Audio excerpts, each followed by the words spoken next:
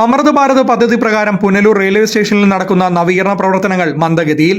സ്റ്റേഷന്റെ പ്രവേശന കവാടത്തിന്റെ ഉൾപ്പെടെയുള്ള നവീകരണ പ്രവർത്തനങ്ങളാണ് ഇപ്പോൾ പാതി നിലച്ച മട്ടിൽ പുരോഗമിക്കുന്നത്. പുറത്തു നടക്കുന്ന എല്ലാ നിർമ്മാണ പ്രവർത്തനങ്ങളും മാർച്ച് മാസം പൂർത്തിയാകുന്നതിന് മുമ്പ് പൂർത്തീകരിക്കണമെന്ന് നിർമ്മാണ കമ്പനിക്ക് റെയിൽവേ നിർദ്ദേശം നൽകിയിരുന്നു. ഇതിനുശേഷം ഏപ്രിൽ മാസം മുതൽ പുനലൂർ റെയിൽവേ സ്റ്റേഷനുള്ളിൽ വിവിധ വികസന പ്രവർത്തനങ്ങൾ ആരംഭിക്കാനായിരുന്നു റെയിൽവേയുടെ തീരുമാനം. എന്നാൽ സ്റ്റേഷൻ കവാടം ഉൾപ്പെടെയുള്ള നവീകരണ പ്രവർത്തനങ്ങൾ നീണ്ടുപോയാൽ സ്റ്റേഷനുള്ളിലെ നിർമ്മാണ പ്രവർത്തനങ്ങളെയും ഇത് ദോഷകരമായി ബാധിക്കും. എന്നാൽ നവീകരണ പ്രവൃത്തികൾ ഒച്ചിരി വേഗത്തിലായിട്ടും ഉദ്യോഗസ്ഥരോ എം പി ഉൾപ്പെടെയുള്ള ജനപ്രതിനിധികളോ ഇത് ഇതുവരെ അറിഞ്ഞുമട്ട് കാണിച്ചിട്ടില്ല എന്നതും പ്രതിഷേധത്തിന് കാരണമായി കഴിഞ്ഞു.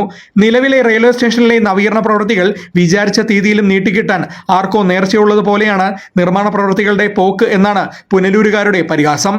1.5 വർഷത്തിനു മുൻപാണ് അമൃത് ഭാരത് പദ്ധതി പ്രകാരം പുനലൂർ റെയിൽവേ സ്റ്റേഷനിൽ നിർമ്മാണ പ്രവർത്തനങ്ങൾ ആരംഭിച്ചത്. വികസന പ്രവർത്തനങ്ങൾ പൂർത്തിയാകുന്നതോടെ കൊല്ലം ജില്ലയിൽ കൊല്ലം റെയിൽവേ സ്റ്റേഷൻ കഴിഞ്ഞാൽ രണ്ടാമത്തെ ഏറ്റവും പ്രധാനപ്പെട്ട റെയിൽവേ സ്റ്റേഷനായി പുനലൂർ മാറുമെന്നാണ് എല്ലാവരുടെയും കണക്കുകൂട്ടലുകൾ.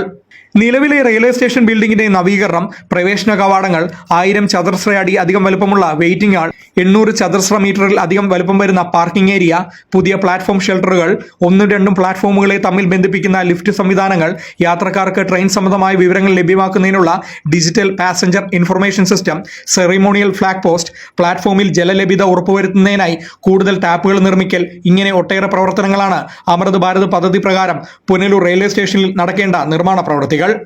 Fox TV news, Punalur.